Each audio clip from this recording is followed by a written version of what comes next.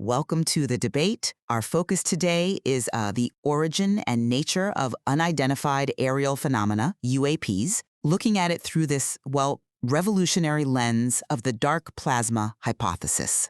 Now, the extraterrestrial hypothesis, ETH, that's been the default for a long time, right?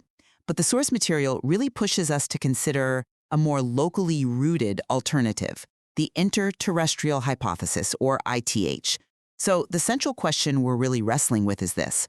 Does the ITH, which posits these gravitationally coupled dark plasmaspheres, actually provide a more probable, more logically coherent explanation for the persistent intelligent UAP activity we see, compared to the traditional idea of visitors from distant stars? My position is that the ITH offers some really compelling advantages because it tackles head-on the critical logistical and, frankly, philosophical problems inherent in the ETH.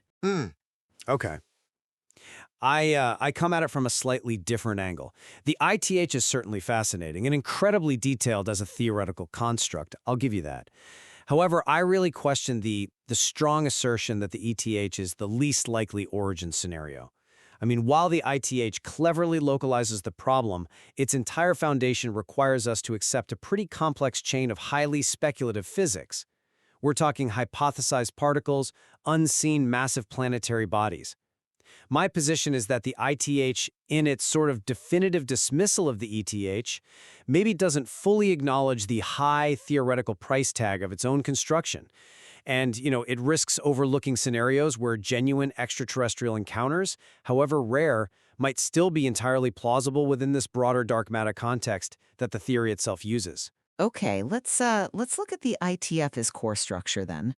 It starts with these co-rotating dark plasmaspheres, what the material calls dark Earths. These are gravitationally coupled to our own ordinary matter planet. Now, the most relevant one for UAPs is supposedly the lowest energy counterpart, the alpha dark Earth, which is estimated to be, huge, as large as Jupiter. This massive but apparently very diffuse dark plasma planet is where complex dark plasma life forms are thought to evolve. So the UAP activity we observe, that's explained as these indigenous dark life forms occasionally interacting with our visible world. The real power of this model, I think, lies in how it immediately sidesteps those major roadblocks that always seem to trip up the ETH. That's an interesting point, though I might frame the physical requirements a bit differently. The ITH framework, it really demands we accept the existence of this Jupiter-sized alpha dark Earth. And despite its enormous volume, the material itself says it must be incredibly tenuous, accounting for maybe only, 20% of the overall mass of our gravitational system, based on their analysis of local neutrino oscillations anyway. So right off the bat, we're talking about a colossal, hidden planet we can't see, made of dark plasma, that contributes only a small fraction of the local gravity.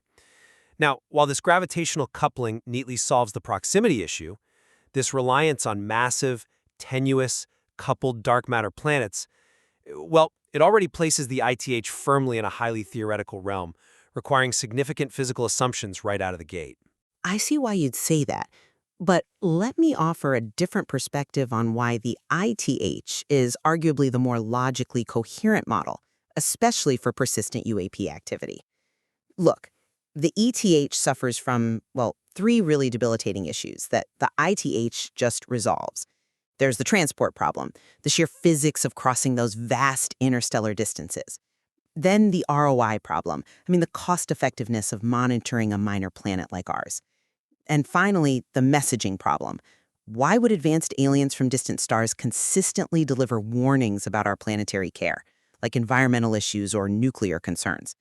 The material states pretty clearly there's no obvious rational or, self-preservation reason for distant extraterrestrials to continuously monitor a civilization that hasn't even mastered its own solar system yet. The ITH, though, it resolves all three simply because these inter-terrestrial aliens, as it were, share our gravitational domain and our planetary structure. Their fate is linked to ours. I'm sorry, but I just don't quite buy that this makes the ETH definitively the most improbable explanation. Dismissing a potentially exponentially more intelligent civilization's motives Based on our current economic understanding, this ROI problem, well, isn't that potentially a bit anthropocentric? A civilization capable of interstellar travel might find the cost utterly trivial, or perhaps their motivation is based on factors completely incomprehensible to us, maybe collecting obscure long-term evolutionary data points. Who knows?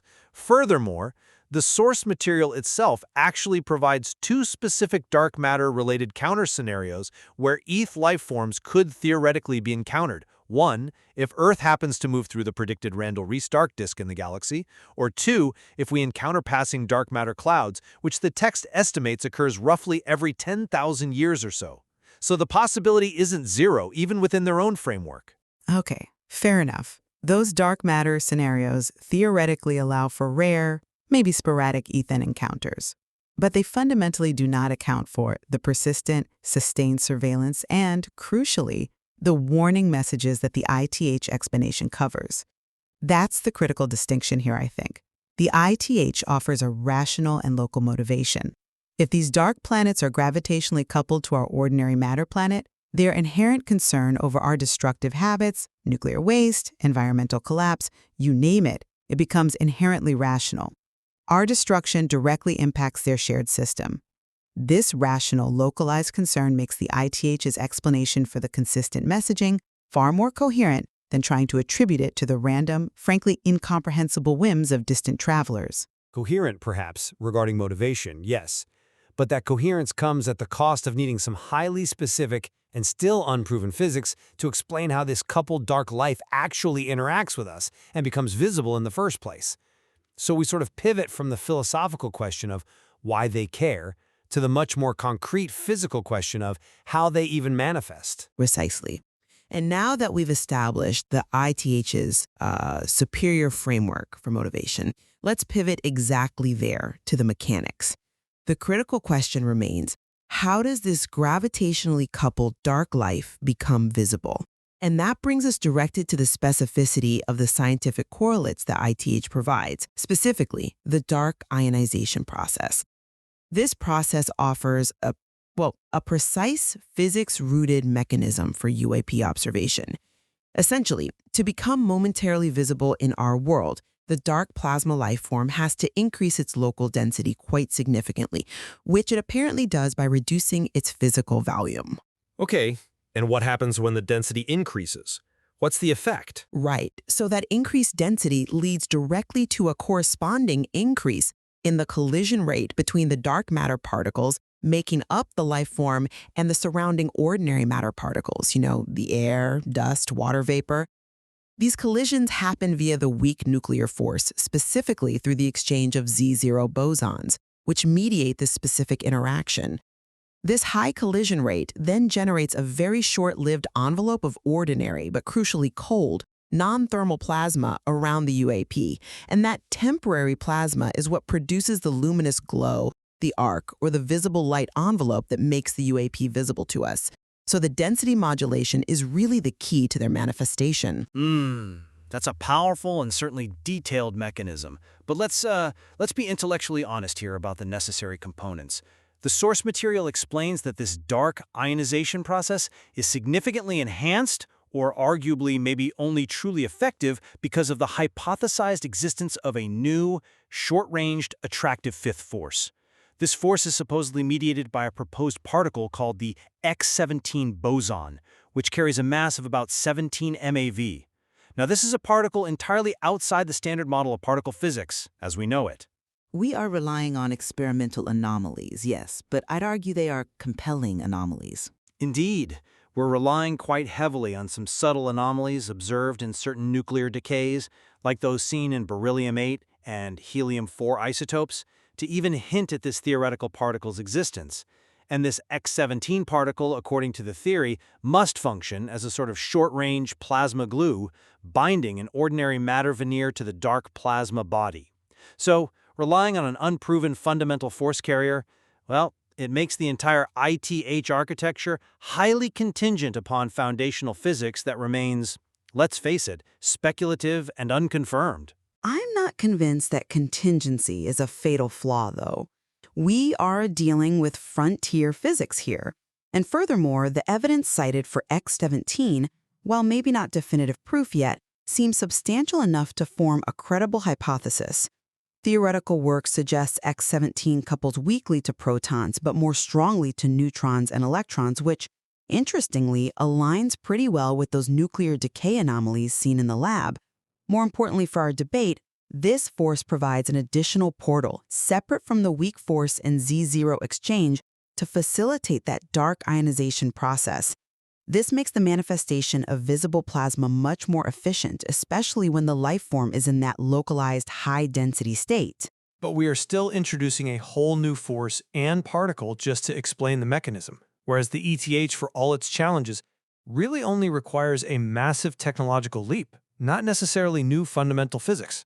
Okay, but look at what the ITH does explain. It successfully accounts for complex, intelligent UAP phenomenology that traditional plasma physics really struggles with consistently.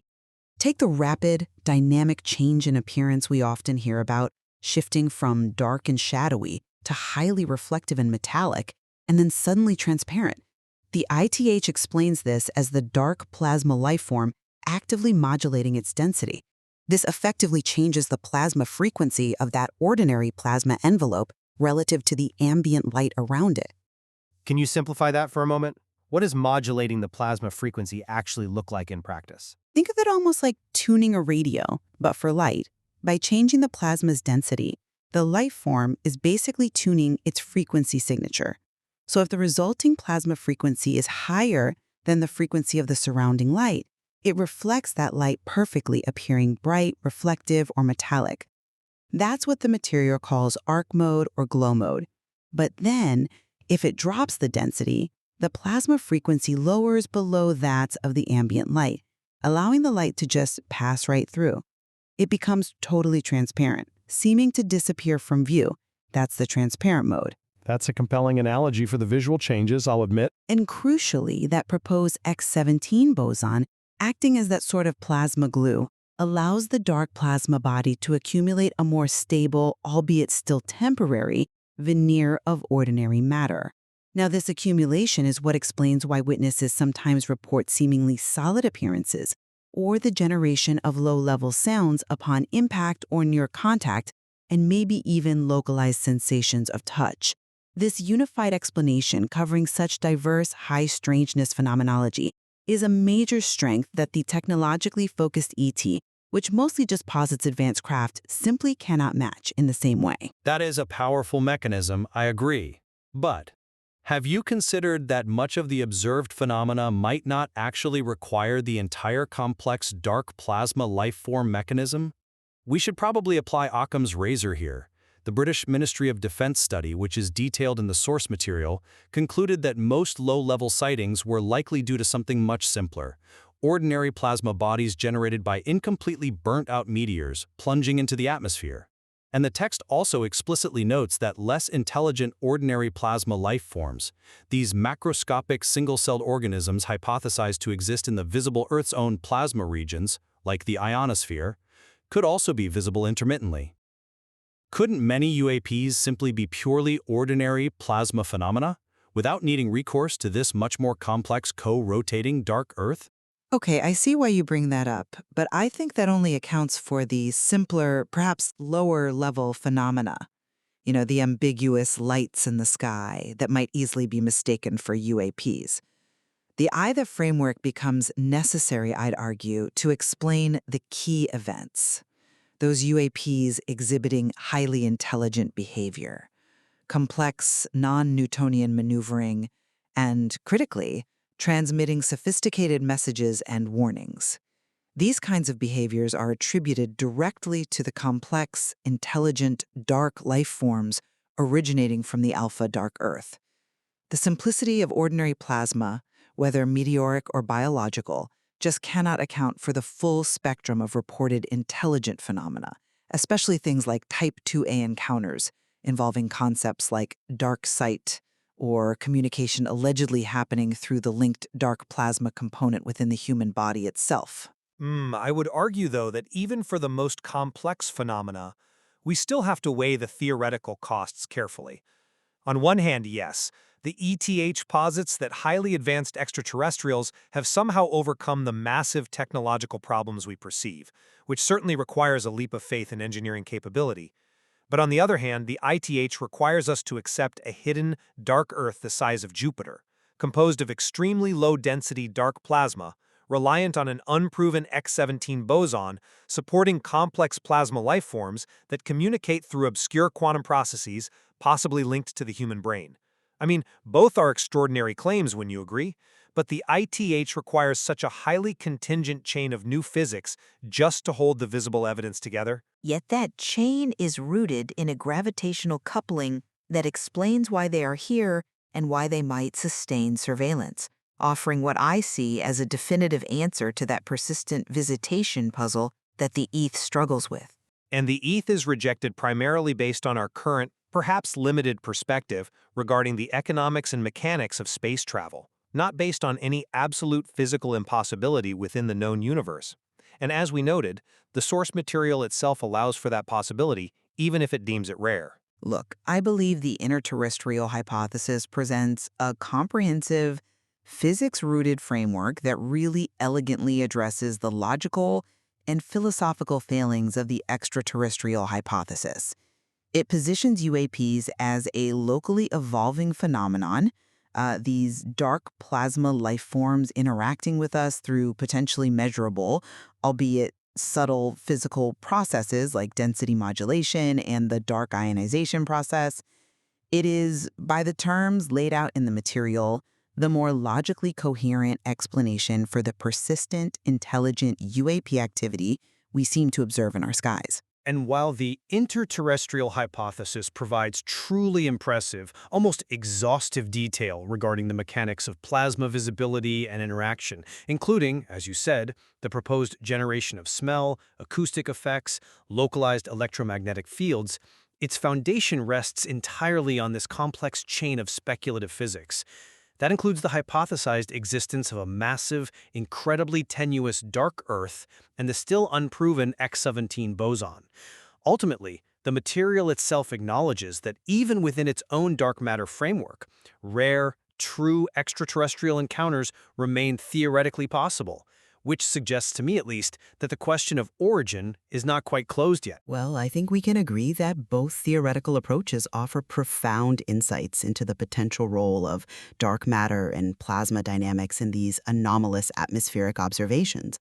They certainly deepen our understanding of the sheer complexity inherent in trying to determine UAP origins. Indeed. Whether the ultimate explanation involves, exponential technological mastery spanning light years, or a hidden, diffuse planetary counterpart orbiting right alongside us in the dark, the data, such as it is, forces us to grapple with some pretty profound possibilities, both very close to home and potentially very far away.